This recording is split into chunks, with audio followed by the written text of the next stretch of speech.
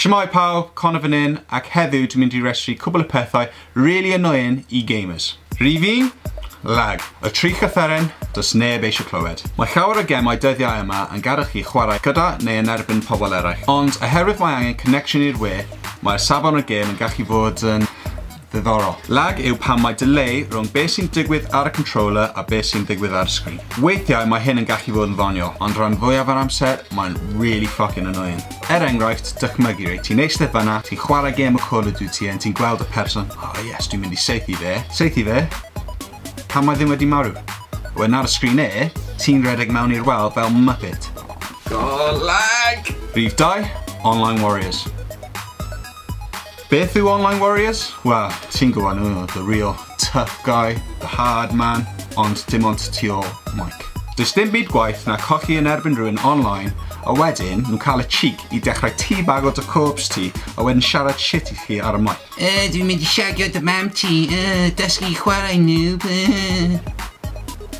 OK, no scope, 360 whiz kid, wind your neck in. Ti'n fel 12 blwydd oed, dydych chi fod mewn gwely.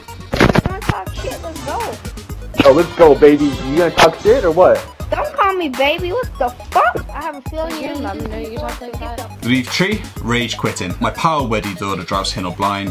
Mae 'na dyddiau ble chi'n methu curo boss neu chi'n marw drosodd a drosodd online a mae'r cael points pe ti'n cael digon gweddi allan this game dwi wedi cael digon a troi y game bant. A rhwng chi a fi, dwi hyd yn oed wedi taflu fy controller dros y stafell.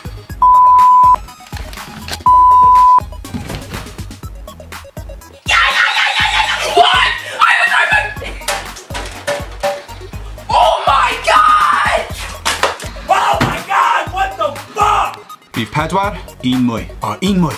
Y dau geiriau mae pob gamer yn wedi dweud o leiaf 20 million times. So mae gemau cyfrifiadur yn fod I fod yn hwyl ac ffordd I pobl I cael amser da mewn amser rydd. Ond weithiau, mae y gemau yma yn gallu bod yn ormod o hwyl. O ie, un mwy. Go on, un mwy, un mwy. Un mwy.